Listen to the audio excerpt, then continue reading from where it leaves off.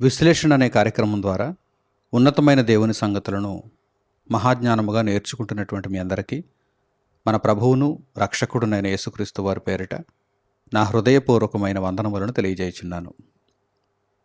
ప్రియులారా, మానవ జీవిత కాలంలో మనుషులను రక్షించాలనేటువంటి ఉద్దేశ్యంతో దేవుడు నిరంతరం ప్రయత్నాలు చేస్తూనే ఉన్నాడు.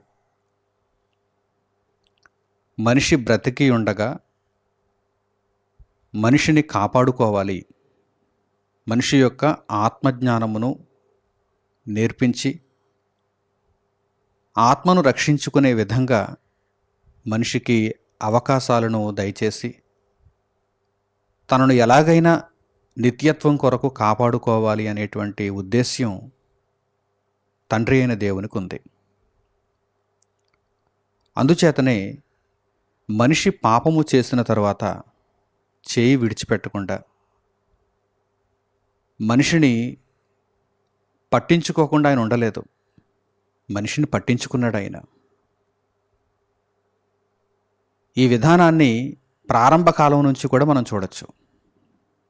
ఆదాము హవ్వలు దేవుని ఆజ్ఞను అతిక్రమించి పాపము చేశారు. పాపము చేసిన తర్వాత ఆదాము హవ్వలను పట్టించుకున్నది ఎవరు? అపవాది పట్టించుకున్నాడా? దేవుడు పట్టించుకున్నాడా? ఆదాము హవ్వలు దిగంబరులు. పాపము చేయించడం వరకే అపవాది యొక్క పని. ఆ తర్వాత వారిని విడిచి వెళ్ళిపోయాడు. వారు దిగంబరులని దేవుడు వారిని చూచి జాలిపడి వారికి చర్మపు చొక్కాయిలను తొడిగించి ఆ ఏదెను తోటలో నుండి బయటకు పంపించేశాడే కానీ వారిని కాపాడుకోవాలనేటువంటి ప్రయత్నాలను మాత్రం దేవుడు ఆపలేదు.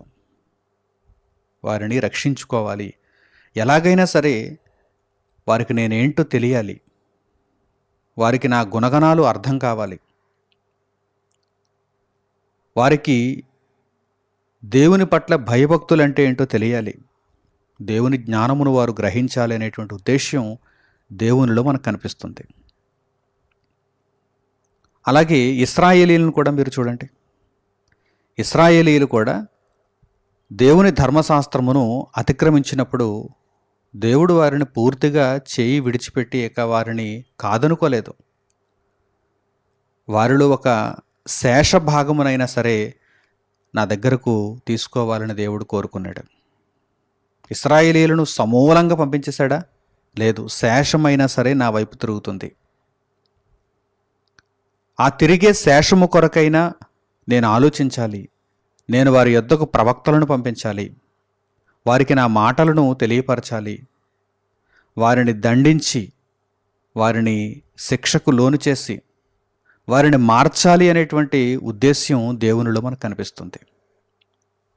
కనుక ప్రియులారా, మనము బ్రతికి ఉన్నంత కాలం కూడా దేవుని యొద్ద నుండి మనకు అవకాశాలు లభిస్తూనే ఉంటాయి. మనము కన్ను మూస్తే అవకాశాలన్నీ కూడా కనుమరుగైపోతాయి, ఇక కనిపించవు. ఒకవేళ దేవుని క్రియలను పూర్తి చేసి కన్ను మూస్తే ఉన్నతమైనటువంటి విశ్రాంతిని మనం పొందుతాం.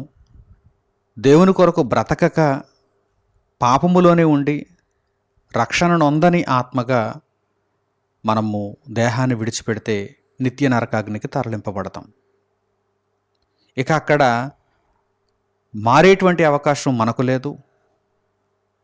రక్షించుకోవాలనేటువంటి ఆలోచన దేవునికి ఉండదు. నిత్య నరకాగ్నికి వెళ్ళిపోతున్నటువంటి వారిని దేవుడిక ఎలా రక్షిస్తాడు? కనుక మనిషి ఈ భూమి మీద శరీరంలో ఉండగా దేవుడు మనిషిని కాపాడాలి అనుకుంటున్నాడు. మనిషి మీద దేవునికి ఆశలున్నాయి. కనుక ఈ విషయాన్ని మనం చక్కగా ఆలోచన చేయగలిగితే ప్రతి సందర్భం కూడా మనలో మార్పును కోరుకుంటుంది, మనము దేవునికి దగ్గర అవ్వాలని ఆశిస్తోంది అని మనం గ్రహించాలి. అంతే తప్ప ఏమిటి జీవితం, ఏమిటి కష్టాలు, ఏమిటి కన్నీళ్ళు, ఏమిటి ఇబ్బందులు, నేను దేవుని కోసం బ్రతకలేను అని వెనుదిరిగి వెళ్ళిపోవటం చేతకానితనం అవుతుంది, అది పిరికితనం అవుతుంది. ప్రతి అవకాశమును కూడా, ప్రతి సందర్భమును కూడా చక్కగా మనము దేవుని నిమిత్తమై తీసుకుంటూ, నేను మరలా పునరుత్తేజం పొంది దేవుని కొరకు బ్రతకాలి, దేవుని జ్ఞానమును నేర్చుకోవాలి అని ఆలోచన చేయగలిగితే తప్పకుండా దేవుని సహాయం మనకు దొరుకుతుంది. ఇశ్రాయేలీయులను దేవుడు దండించాడు, కానీ ఇశ్రాయేలీయులలో దేవుడు కోరుకుంటున్నదేంటి? వారు దండింపబడి నాశనం అవ్వాలని మాత్రం కాదు. దేవుని దండనను పొందుచున్నటువంటి వారు మార్పు నొందాలని దేవుడు కోరుకుంటున్నాడు. దేవుని శిక్షను అనుభవిస్తున్నటువంటి వారు తిరిగి ఆయన యొద్దకు రావాలని దేవుడు కోరుకుంటున్నాడు. ఎంత గొప్ప మనసో చూడండి తండ్రి అయిన దేవునిది. సాధారణంగా దేవుడు శిక్షిస్తే దేవుడు ద్వేషించి శిక్షిస్తున్నాడు, నాశనం చేయాలని శిక్షిస్తున్నాడు అని అందరూ అనుకుంటారు. కానీ మనుషులను దేవుడు శిక్షిస్తున్నప్పుడు అంటే ఇంకా మరణం అవ్వలేదు, శిక్షలో ఉన్నారు. శిక్షలో ఉన్నారంటే అర్థం ఏంటన్నమాట? దేవుడు మార్పును కోరుకుంటున్నాడు అని అర్థం. మనం ఇంకా మరణించలేదు, కానీ దేవుడు ఇచ్చినటువంటి శిక్షను పొందుతున్నాం అనుకోండి. అంటే అది దేనికి సూచన? ఆ సమయం దేని కొరకు? మార్పు నొందటానికి, పరివర్తన నొందటానికి, దేవునికి మరింత దగ్గర అవ్వటానికి. ఇప్పుడు ఈ విషయమై పరిశుద్ధ గ్రంథం నుండి కొన్ని అద్భుతమైనటువంటి వాక్య భాగాలను మీకు చూపిస్తాను. ఇశ్రాయేలీయులను మనం ఉదాహరణగా తీసుకుంటే, ఇశ్రాయేలీయులు దేవుని ధర్మశాస్త్రాన్ని విసర్జించారు, దేవునికి అవిధేయులైపోయారు, అక్రమకారులైపోయారు. అప్పుడు దేవుడు వారిని ఏం చేశాడు? చెరకు అప్పగించాడు, అంటే శిక్షకు పంపించాడు, బాధలలోనికి నెట్టివేశాడు. అప్పుడు ఇశ్రాయేలీయులు ఏం చేయాలి? ప్రవక్త చెబుతున్నాడు. ఇశ్రాయేలీయులు అటువంటి శిక్షాకాలంలో ఉన్నప్పుడు ఏం చేయాలి? ప్రవక్త చెబుతున్నాడు. ఇప్పుడు చూడండి ఏం చేయాలో, ఎటువంటి మనసుతో ఉండాలో. హోషేయ గ్రంథము 6వ అధ్యాయము 1వ వాక్యం నుండి మీరు చూడండి. హోషేయ గ్రంథము 6వ అధ్యాయము 1వ వాక్యము నుండి, మనము యెహోవా యొద్దకు మరలుదము రండి. ఇశ్రాయేలీలందరూ ఏ పరిస్థితులలో ఉన్నప్పుడు ప్రవక్త ఈ మాటలను తెలియజేస్తున్నాడో తెలుసా మీకు? కష్టాలలో ఉన్నప్పుడు, వేదనలను అనుభవిస్తున్నప్పుడు, శ్రమలను భరిస్తున్నప్పుడు. అప్పుడు చెబుతున్నాడు ప్రవక్త ఈ మాటలు. ఏమని?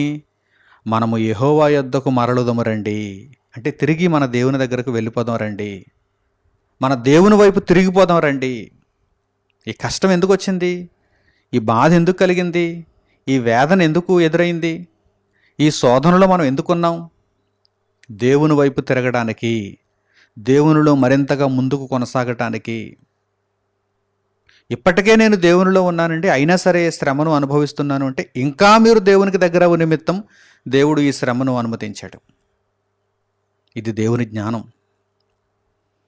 చాలామందికి ఉన్నటువంటి తప్పుడు అభిప్రాయం ఏంటంటే, దేవునిలో ఉంటే సుఖంగా ఉంటుంది, దేవుని నుండి దూరం అవుతున్నామంటేనే కష్టాలు వస్తాయి అనుకుంటారు. చాలామంది ఎటువంటి అభిప్రాయంతో ఉంటారు? ఒకడు ఆనందిస్తున్నాడంటే, ఒకడు ఆశీర్వదింపబడుతున్నాడంటే దేవునిలో బాగా ఉన్నట్టున్నాడు.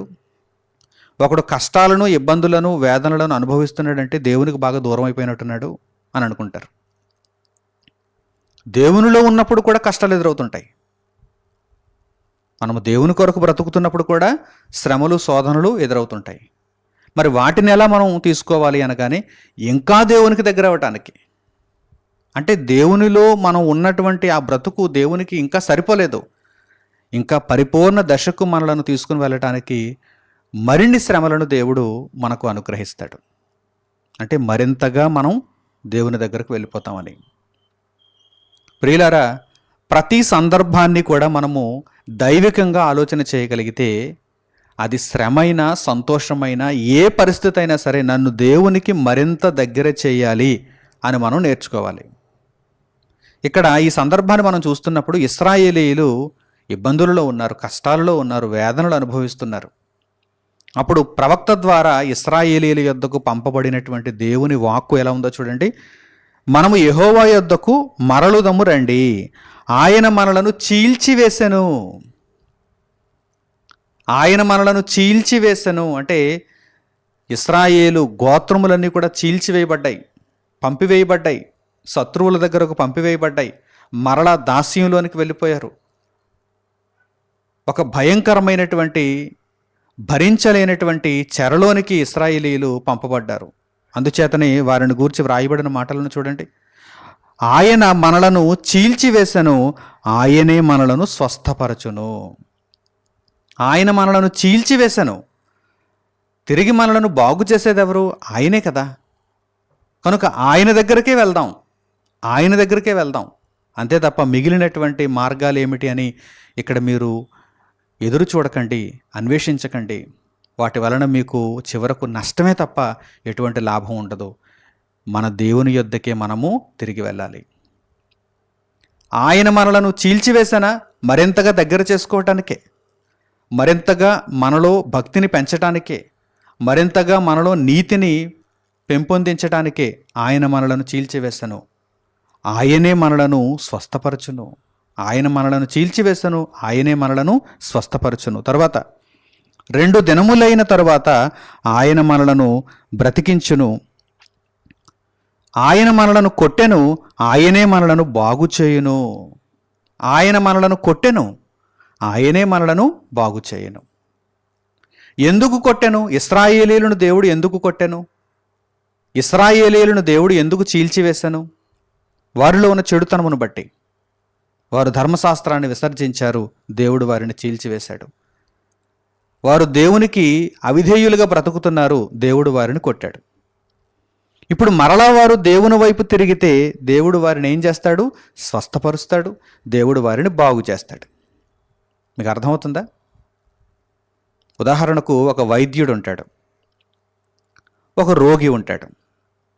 ఒక రోగి వైద్యుని దగ్గరకు వెళ్ళినప్పుడు ఆ రోగి శరీరంలో ఉన్నటువంటి ఏదైనా ఒక జబ్బును తొలగించాలి అని వైద్యుడు అనుకున్నప్పుడు, శరీరంలో లోపల ఒక పుండు ఉందనుకోండి, ఒక కణితి ఏర్పడింది అనుకోండి, ఒక పనికిరానిటువంటి పదార్థం ఏమైనా కడుపులో ఉండిపోయింది అనుకోండి, దానిని తీయటానికి ఏం చేస్తాడు? ముందుగా కోస్తాడు, శరీరాన్ని, ఆ చర్మాన్ని కోస్తాడు. ఆ లోపల ఉన్నటువంటి ఆ మలినాన్ని తీసేస్తాడు, ఆ పనికిరానటువంటి పదార్థాన్ని తీసేస్తాడు. ఆ తర్వాత మరలా కొడతాడు, ఆ తర్వాత మరలా కోసినటువంటి భాగాన్ని కొడతాడు. మీకు అర్థమవుతుందా? ఆయనే మనలను చీల్చివేసెను, ఆయనే మనలను స్వస్థపరచును. అంటే ఒక వైద్యుని మాదిరిగా, దేవుడు ఒక వైద్యుని మాదిరిగా ఆయనే చీల్చివేశాను, ఆయనే స్వస్థపరచును. ఆయనే మనలను కొట్టాను, ఆయనే మనలను బాగు చేయను. ఎందుకు ఇదంతా? మనము దేవునికి మరింతగా దగ్గర అవుతామని, మనము బాగు చేయబడతామని, మనము శుద్ధి చేయబడతామని, మనం తిరిగి మరలా ఆరోగ్యవంతులుగా మారతామని దేవుడిదంతా చేస్తున్నాడు. ఈ జ్ఞానమును ఈరోజు సమాజం గ్రహిస్తుందా చెప్పండి? కష్టం వచ్చినా దేవునికి దూరం అయిపోతున్నారు, సుఖం వచ్చినా దేవునికి దూరం అయిపోతున్నారు. ప్రతి పరిస్థితిని దేవునికి దూరం అవ్వటానికి మీరు వినియోగించుకుంటున్నారంటే ఇక మీకు దేవుని వాక్యం ఏమర్థమైంది? దేవుని వాక్యం మీకు ఏమర్థమైంది? ఒక కష్టంలోనూ మీరు దేవునికి దగ్గర అవ్వాలి, ఒక సుఖంలో కూడా మీరు దేవునికి దగ్గర అవ్వాలి. ప్రతి పరిస్థితి కూడా మిమ్మును దేవునికి దగ్గర చేయాలి, అంతే తప్ప దూరం చేయకూడదు. ప్రతి పరిస్థితి కూడా మిమ్మును దేవునికి దగ్గర చేయాలి, దూరం చేయకూడదు. కనుక ఈ మాటలను చక్కగా మీరు ఆలోచించండి.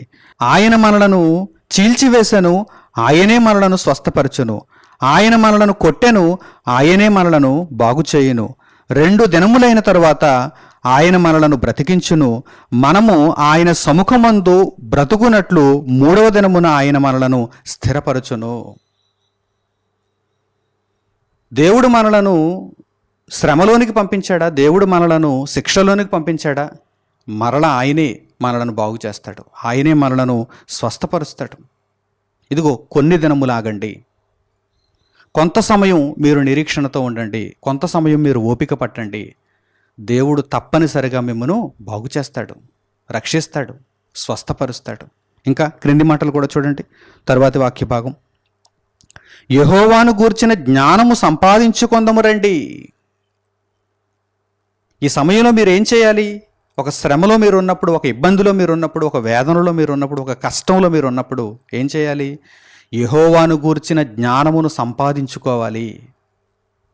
అంతే తప్ప దేవుని జ్ఞానానికి ఇంకా దూరం అయిపోకూడదు. అపవాది కోరుకుంటున్నది అదే. ఒక శ్రమను ఒక బూచీగా చూపించి, శ్రమ ద్వారా భయపెట్టి దేవునికి దూరం చేసేస్తున్నాడు మనుషుల్ని. కానీ ఒక శ్రమ వచ్చినప్పుడు మీరు దేవునికి మరింతగా దగ్గరైపోవాలి. అలాగే ఒక సంతోషం కలిగినప్పుడు కూడా మీరు దేవునికి మరింతగా దగ్గరైపోవాలి. యెహోవాను గూర్చిన జ్ఞానము సంపాదించుకొందము రండి. యెహోవాను గూర్చిన జ్ఞానము సంపాదించుకొనుటకు ఆయనను అనుసరించుదము రండి. ఇశ్రాయేలీయులు కష్టంలో ఉన్నప్పుడు చెబుతున్నాడండి ప్రవక్త ఈ మాటలు. ఇశ్రాయేలీయులు కష్టంలో ఉన్నప్పుడు చెబుతున్నాడు. ఆయన మనలను చీల్చివేసును అంటున్నాడు కదా, ఆయన మనలను కొట్టెను అంటున్నాడు కదా. ఇదిగో రండి, యెహోవాను గూర్చిన జ్ఞానమును తెలుసుకుందాం రండి అంటున్నాడు. ఆయనను అనుసరిద్దాం రండి అని తెలియజేస్తున్నాడు. ఆ తర్వాత ఉదయము తప్పక వచ్చు రీతిని ఆయన ఉదయించును. ఇంతకీ ఎందుకు ఇవన్నీ కూడా, ఈ శ్రమలన్నీ ఎందుకు, ఈ చెరలోనికి పంపబడటం ఎందుకు, ఈ బాధలన్నీ ఎందుకు అనగానే దేవుడు మరలా మన జీవితాలలో ఉదయిస్తాడు. దేవుడు మరలా మన జీవితాలలో ఉదయిస్తాడు. ఉదయము తప్పక వచ్చు రీతిని, రాత్రి అలాగే ఉండిపోదు. రాత్రి సమయం, ఆ గాఢాంధకారం అలాగే ఉండిపోదు. సమయం గడుస్తుంది. గడియారంలో ముళ్ళు కదులుతుంది, సమయం గడుస్తుంది, కదులుతుంది. ఉదయము తప్పక వచ్చును కదా. ఉదయము తప్పక వచ్చు రీతిని ఆయన ఉదయించును. వర్షము వలె ఆయన మన యొద్దకు వచ్చును. భూమిని తడుపునట్టి తొలకరి వర్షము, కడవరి వర్షము వలె ఆయన మన యొద్దకు వచ్చును. తప్పకుండా ఆయన మిమ్మను దర్శిస్తాడు. ఆయన మిమ్మను జ్ఞాపకం చేసుకుంటాడు. ఆయన మిమ్మను కాపాడటానికే బయలుదేరాడు. మరి ఈ నిరీక్షణ మీలో ఉందా? ఈ నిరీక్షణ మీలో ఉందా? ఈ విశ్వాసం మీలో ఉందా?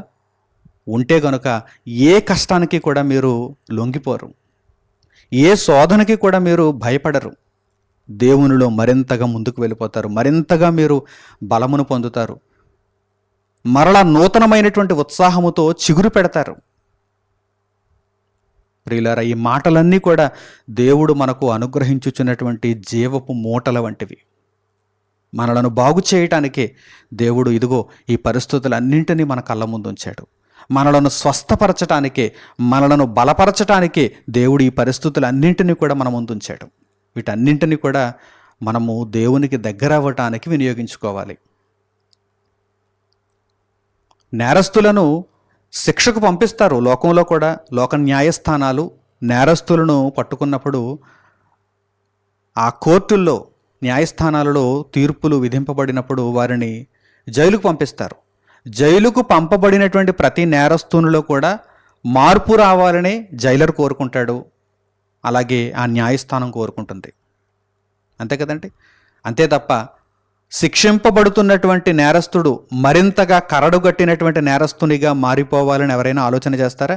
ఆలోచించరు. అందుకనే కదా వారిలో పరివర్తన వచ్చింది అని తెలియగానే వారి శిక్షా కాలాన్ని కూడా తగ్గించి వారిని ముందుగా రిలీజ్ చేస్తారు, ముందుగా విడుదల చేసేస్తారు. ఎందుకని? వారిలో పరివర్తన వచ్చేసింది. వారిలో పరివర్తన వచ్చేసింది అంటే వారిక ఇటువంటి నేరాలను చేయరు అని జైలర్కి ఒక అభిప్రాయం కలిగింది. అప్పుడు వెంటనే ఆ జైలర్ ఏం చేస్తాడంటే సిఫారసు చేస్తాడు. ఇదిగో ఫలానా ఖైదీ విడుదలకు యోగ్యుడే, మా అంగీకారమును తెలుపుతున్నాము అని సిఫారసు చేస్తాడు పై అధికారులకు. ఎప్పుడైతే ఆమోదం వస్తుందో వెంటనే ఆ ఖైదీని శిక్షాకాలానికి ముందే ఒక 10 ఏళ్ళు జైలు శిక్ష విధింపబడింది అనుకోండి, మంచి పరివర్తన ఆ యొక్క ఖైదీలో వచ్చిందనుకోండి, 5 ఏళ్ళకే రిలీజ్ చేసేటువంటి అవకాశం ఉండొచ్చు, ఒక 7 ఏళ్లకే రిలీజ్ చేసేటువంటి అవకాశం ఉండొచ్చు. మిగిలినటువంటి శిక్షా కాలాన్ని రద్దు చేసేస్తుంటారు. అంటే జైలర్ కోరుకుంటున్నదేంటి? న్యాయస్థానం కోరుకుంటున్నదేంటి?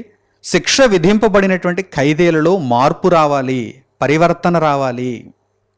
అందుకే శిక్షకు పంపిస్తున్నారు. ప్రియులారా, దేవుడు కూడా అందుకే శిక్షకు పంపిస్తున్నాడు, అందుకే శ్రమలలో ఉంచుతున్నాడు, అందుకే శోధనలలో ఉంచుతున్నాడు.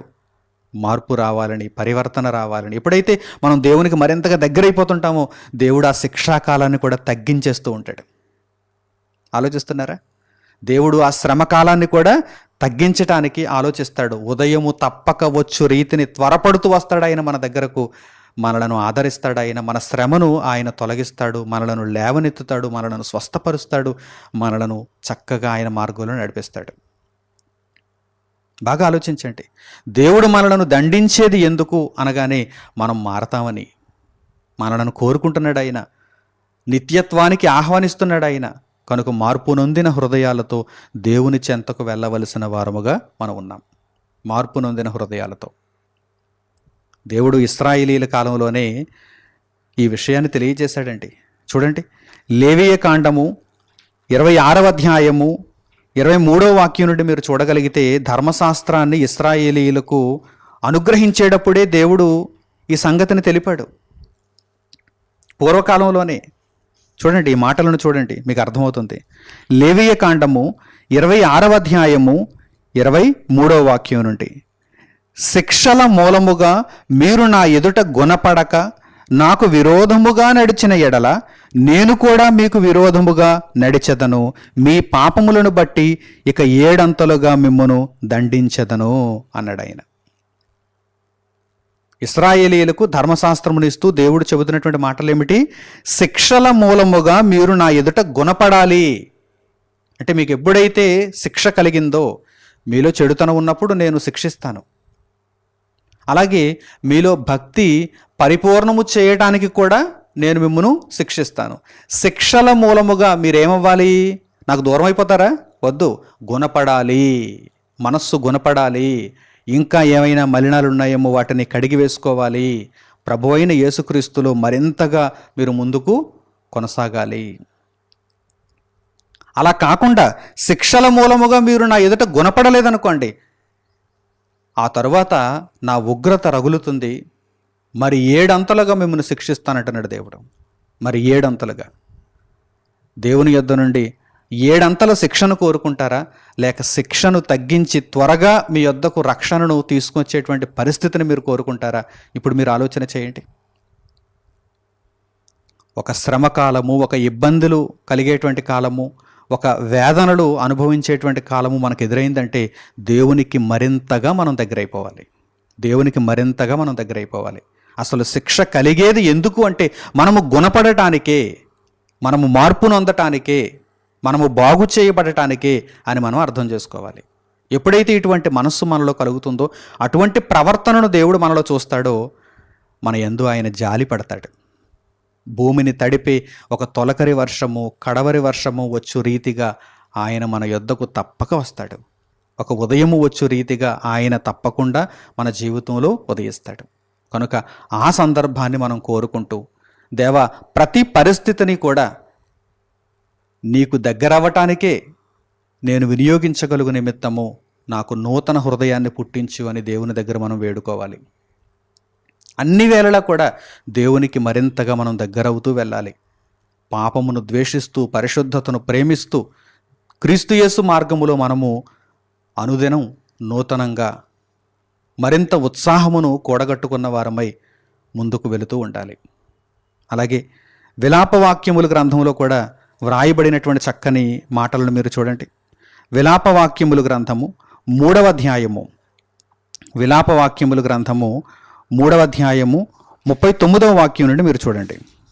విలాపవాక్యములు 3వ అధ్యాయము 39వ వాక్యం నుండి, సజీవులేల మూల్గుదురు, నరులు తమ పాపశిక్షను బట్టి ఏల మూల్గుదురు. మన మార్గములను పరిశోధించి తెలుసుకొని మనము యెహోవా తట్టు తిరుగుదము. ఆకాశమందున్న దేవుని తట్టు మన హృదయమును మన చేతులను ఎత్తికొందము. విలాపవాక్యములు గ్రంథము అనగానే ఈ పుస్తకము దేనిని గురించి? కష్టంలో ఉన్నప్పుడు, వేదనలో ఉన్నప్పుడు, శ్రమలో ఉన్నప్పుడు కలిగేటువంటి ఆ బాధను వర్ణిస్తూ వ్రాయబడినటువంటి పుస్తకం. ఇశ్రాయేలీయులు కష్టంలోనికి వెళ్ళిపోయారు, శ్రమలను అనుభవిస్తున్నారు. అప్పుడు వ్రాయబడినటువంటి పుస్తకం ఇది, విలాపవాక్యములు. ఆ పుస్తకం పేరే చూడండి, విలాపవాక్యములు. అంటే ఏడ్చుచు, ప్రలాపిస్తూ వ్రాయబడినటువంటి వాక్యములు. ఆ పుస్తకంలో రాయబడినటువంటి ఈ మాటలను జాగ్రత్తగా మీరు గమనించండి. సజీవులు ఏల మూల్గుదురు. నీవు ఇంకా చచ్చిపోలేదు కదా, ప్రాణం ఇంకా వెళ్ళిపోలేదు అంటే దేవుడు నిన్ను ఇంకా ప్రేమిస్తున్నాడు. నువ్వు మారతావని దేవుడు కోరుకుంటున్నాడు. నీలో పరివర్తనను దేవుడు ఆశిస్తున్నాడు. ఇకనైనా నీ చెడు లక్షణాలను విడిచిపెడతావని దేవుడు ఎదురు చూస్తున్నాడు. సజీవుడవే కదా, అయితే మార్పు నొందే అవకాశం నీకు ఉంది. మరి నువ్వెందుకు మూలుగుతున్నావు? ఏంటి కష్టాలు, ఏంటి ఇబ్బందులు, ఏంటి శ్రమలు, నన్ను దేవుడు పూల పాన్పు మీద ఎందుకు కూర్చోబెట్టలేదు అని దేవుణ్ణి నిందిస్తూ మూలుగుతున్నావా? వద్దు, అటువంటి ఆలోచన సరి అయినది కాదు. నేను ఇంకా ఏ విషయంలో సరిచేయబడాలి? నేను పాపపు జీవితంలో ఉన్నాను కదా, పాపమంతటిని విడిచిపెడదాం. నా హృదయమును దేవుని ఎదుట నేను ప్రోక్షించుకుందాం. నన్ను నేను పరిపూర్ణముగా దేవునికి సమర్పించుకుందాం అనేటువంటి ఉద్దేశం నీలో ఏమైనా ఉందా? మోల్గొద్దు. ఒక శ్రమ కలిగినప్పుడు, ఒక ఇబ్బంది కలిగినప్పుడు, ఒక బాధ కలిగినప్పుడు మోల్గొద్దు. సజీవులు ఎలా మూల్గుదురు? దేవుని వాక్యం ప్రశ్నిస్తోంది. సజీవులు ఎలా మూల్గుదురు? నరులు తమ పాప శిక్షను బట్టి ఎలా మూల్గుదురు? నీ పాపమును బట్టే కదా నీకు శిక్ష విధింపబడింది. అలాగని నీవు దేవుని ఎదుట పరిపూర్ణమైన నీతిమంతునివా? యోబునే దేవుడు పరీక్షించాలనుకున్నాడు. యోబునే దేవుడు పరీక్షలకు అనుమతించేశాడు. పరిపూర్ణమైనటువంటి నీతిని యోబులో చూడు నిమిత్తము యోబునే దేవుడు శ్రమలకు అప్పగించాడు. ఆ విషయాన్ని గుర్తుపెట్టుకోండి. మనం ఏమైనా పరిపూర్ణమైనటువంటి నీతిమంతులమా? మరి ఎందుకు మూలుగుతున్నాం? ప్రపంచంలో ఎవరికీ లేనటువంటి బాధలన్నీ నాకే ఉన్నాయి అన్నట్టుగా ఎందుకు మూలుగుతున్నాం? సజీవులు ఎలా మూలుగుదురు? నరులు తమ పాపశిక్షను బట్టి ఎలా మూలుగుదురు? మన మార్గములను పరిశోధించి తెలుసుకొని మనము యెహోవా తట్టు తిరుగుదాము. ఒక్కసారి మన జీవితాన్ని పరిశోధించి తెలుసుకుందాం. ఎన్ని తప్పులు చేస్తాం, ఎన్ని అక్రమాలు చేస్తాం, ఎన్ని అవిధేయత కార్యక్రమాలను చేస్తాం. ఒక్కసారి మనలను మనమే పరీక్షించుకుందాం అంటున్నాడు ఇక్కడ భక్తుడు. చూడండి, మన మార్గములను పరిశోధించి తెలుసుకొని మనము యెహోవా తట్టు తిరుగుదాము. ఆకాశమందున్న దేవుని తట్టు మన హృదయమును, మన చేతులను ఎత్తికొందాము. అంటే దేవునికి మనలను మనమే లోపరుచుకుందాం. మన హృదయాన్ని, మన కార్యక్రమాలను, మన చేతులను దేవుని ఎదుట ఎత్తిపెట్టుకుందాం. దేవా, ఇక మీదట నేను నీ కొరకు బ్రతుకుతాను, నీ చిత్తమును నెరవేరుస్తాను. ఏ శ్రమ, ఏ ఇబ్బంది క్రీస్తు ప్రేమ నుండి నన్ను వేరు చేయలేదు. మరణము కూడా క్రీస్తు ప్రేమ నుండి నన్ను వేరు చేయలేదు గనుక దేవా, నేను పరిపూర్ణముగా నీ కొరకు బ్రతుకుతాను అని ఒక మంచి నిర్ణయాన్ని మనం తీసుకోగలిగితే ఈ చులకని శ్రమలు మనల్ని ఏం చేయగలవు చెప్పండి? ఈ చిన్న చిన్న బాధలు, కష్టాలు మనల్ని ఏం చేయగలవు చెప్పండి? శరీరమందు కలిగినటువంటి ఈ బాధలకు కొందరైతే ప్రాణాలనే తీసేసుకుంటున్నారు, ఆత్మహత్యలు చేసేసుకుంటున్నారు. వద్దు, సజీవులు ఎలా మూల్గుదురు? నీపై దేవునికి ఒక ప్రణాళిక ఉంది. నీపై దేవునికి ఒక అద్భుతమైనటువంటి సంకల్పం ఉంది. నరులంతా నిన్ను నిందించినా దేవుడు నిన్ను కోరుకుంటున్నాడన్న విషయం నీకు తెలుసా? ఓ సహోదరుడా, ఓ సోదరి, నీ చుట్టూ ఉన్నటువంటి నీ వారందరూ నిన్ను నిందిస్తున్నా నీ దేవుడు మాత్రం నీలో మార్పును కోరుకుంటూ నిన్ను ప్రేమిస్తున్నాడన్నటువంటి విషయం నీకు తెలుసా? ఓ ప్రియ సహోదరుడా, సోదరి, ఆలోచించు. నీ మార్గములను ఒక్కసారి పరిశోధించుకో. ఇక మీదట శ్రమ కలిగిన, సంతోషం కలిగిన దేవుని దగ్గరకు మరింతగా చేరువైపోవాలనేటువంటి స్థిరమైనటువంటి నిర్ణయాన్ని కలిగి ఉండు. అపవాదికి ఏమాత్రం చోటివ్వద్దు. వాడికి మీరు చోటిచ్చారా, వాడు మీ జీవితాన్ని కకావికలం చేస్తాడు. కనుక అపవాదికి అవకాశాన్ని ఇవ్వకండి. వాడు దేవుని నుండి మిమ్మల్ని దూరం చేయడానికి ప్రయత్నం చేస్తాడు. దేవునికి మీరు మరింతగా దగ్గరవుతుంటే అపవాది మీ నుండి దూరం అయిపోతాడు, అపవాది మీ నుండి పారిపోతాడు. కనుక ప్రియులారా, ఇక మీదట శ్రమ కలిగినప్పుడు మూల్గకుండా ఆయన నన్ను రక్షించుటకే శిక్షించెను అనేటువంటి విషయం మీకు అర్థమైతే, దేవుడు నన్ను రక్షించటానికే శిక్షిస్తున్నాడు, నన్ను మెరుగు చేయటానికే అగ్ని వంటి శ్రమలలో వేస్తున్నాడు, నన్ను మేలిమి బంగారముగా మార్చటానికే ఇదిగో ఈ వేదనలలో, శోధనలలో నన్ను పరీక్షిస్తున్నాడు అని మీరు గ్రహించగలిగితే మీరు మూల్గరు, దేవునికి మరింతగా దగ్గరవుతారు, దేవుణ్ణి స్తుతిస్తారు, దేవుణ్ణి ఘనపరుస్తారు, దేవుని పనిలో ఇంకా వేగంగా ముందుకు వెళతారు. కనుక ఈ పాఠమును చక్కగా అర్థం చేసుకున్న వారై, బ్రతుకు పరమార్థాన్ని ఎరిగిన వారై, ఇక మీదట ప్రతి పరిస్థితిలో కూడా దేవుని చిత్తానుసారముగా మీరు నడుచుకుంటారని హృదయపూర్వకంగా కోరుకుంటూ ఈ సందేశమును ఇంతటితో నేను ముగిస్తున్నాను. తండ్రి అయిన దేవునికి ప్రార్థనలో ఏకీభవించండి. మహోన్నతుడును మహాపరిశుద్ధుడునైన మా కన్న తండ్రి, ఈ సమయం మందు మీరు మాకు అనుగ్రహించిన ఉన్నతమైనటువంటి పాఠ్యాంశమును బట్టి మా హృదయపూర్వకమైన కృతజ్ఞతాస్తుతులను మీకు తెలియజేస్తున్నాము. మీ ఆలోచనను నెరవేర్చినట్లుగా,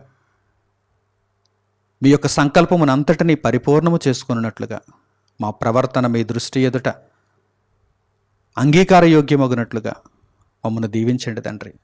మా హృదయములను, మా చేతులను మీ తట్టు ఎత్తి పట్టుకొని పరిపూర్ణముగా మీకు లోపరుచుకొని నాయన మీ ఆదేశములను క్రమముగా పాటించగలిగేటువంటి గొప్ప ధన్యతను మాకు దయచేయండి. అపవాది కలిగించే శ్రమలు, శోధనలు అవి ఎంతో కాలం నిలువవని మేము తెలుసుకున్న వారమై, ప్రతి సందర్భంలోనూ అది శ్రమైన సంతోషమైన ప్రతి సందర్భంలోనూ మీకు మరింతగా దగ్గరవుతూ తండ్రి పరిపూర్ణముగా నీతిని సంపాదించుకునేటువంటి గొప్ప కృపను అనుగ్రహించమని మీ సహాయము కొరకు ఎదురుచూస్తూ నాయన మిమ్మను గూర్చిన జ్ఞానమును సంపాదించుకుంటూ క్రీస్తు యేసు మార్గములో ముందుకు పరిగెడుతూ లక్ష్యమును చేరుకోవటానికి మా శక్తినంతా వినియోగిస్తూ తండ్రి మీలో పరిపూర్ణముగా మేము బలమునొందడానికి కృపను దయచేయమని మిమ్మను వేడుకుంటూ మా ప్రార్థనా మనవులను మా ప్రభువును మా రక్షకుడునైన యేసుక్రీస్తు వారి పేరిట మిమ్మల్ని వేడుకొనిచున్నాము తండ్రి. ఆమేన్. అందరికీ వందనములు. సెలవు.